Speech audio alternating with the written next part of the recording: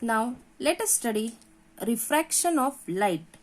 Remember, reflection and refraction are different concepts. When light passes from one transparent medium to another transparent medium, it changes its path. This process is called as refraction of light. Let us study this with the help of diagram.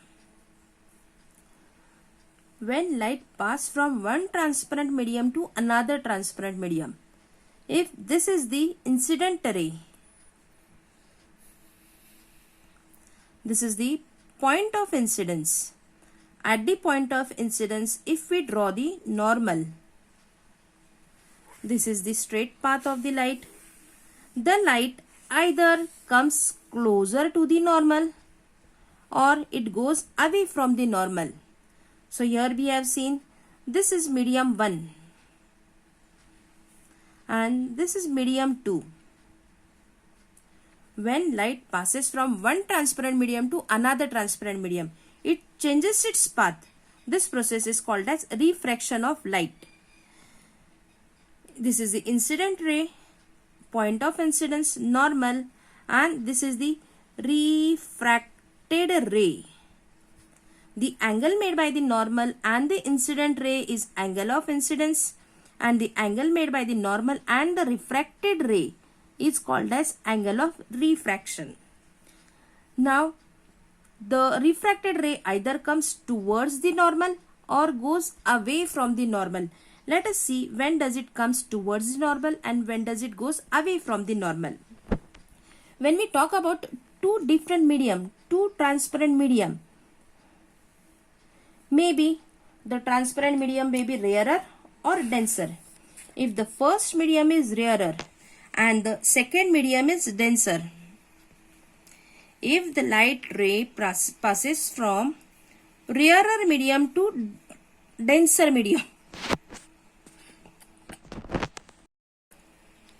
when light ray passes from rarer medium to denser medium, this is the incident ray, point of incidence. On the point of incidence, a normal is drawn, and this is the straight path of the light.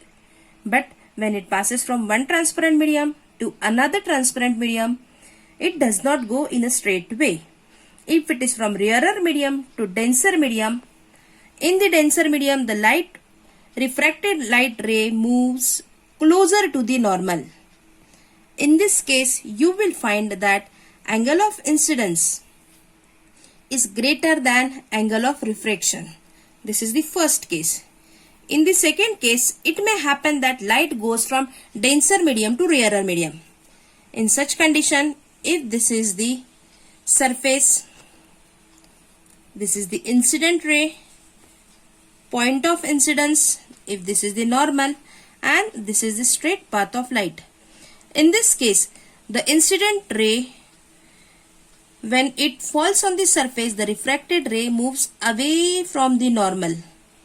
In this case, you will find that angle of incidence is smaller than angle of refraction.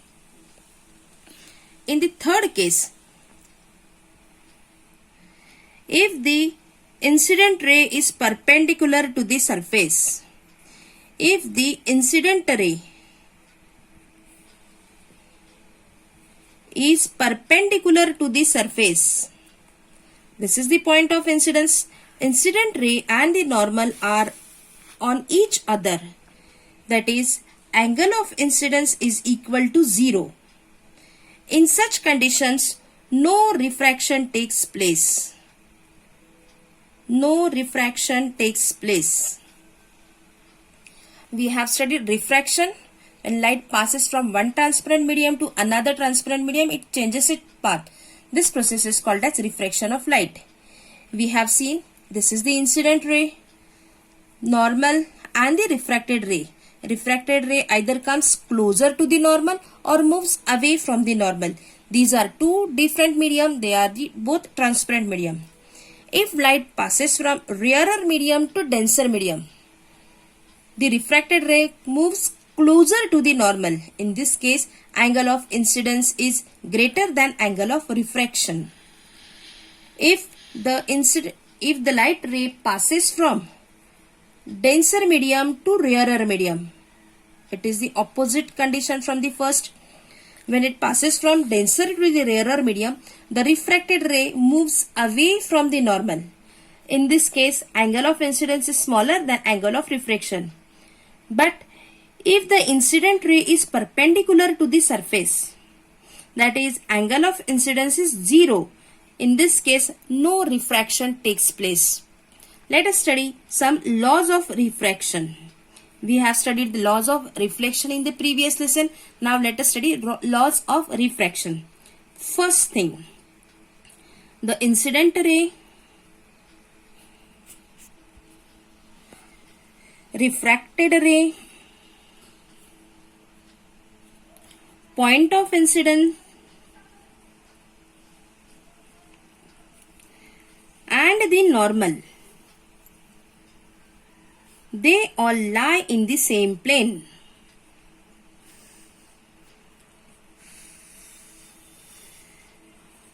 The incident ray and the refracted ray are always on the opposite side of the normal. Incident ray and refracted ray are on opposite side of normal. And the third law is, if you take the refractive index,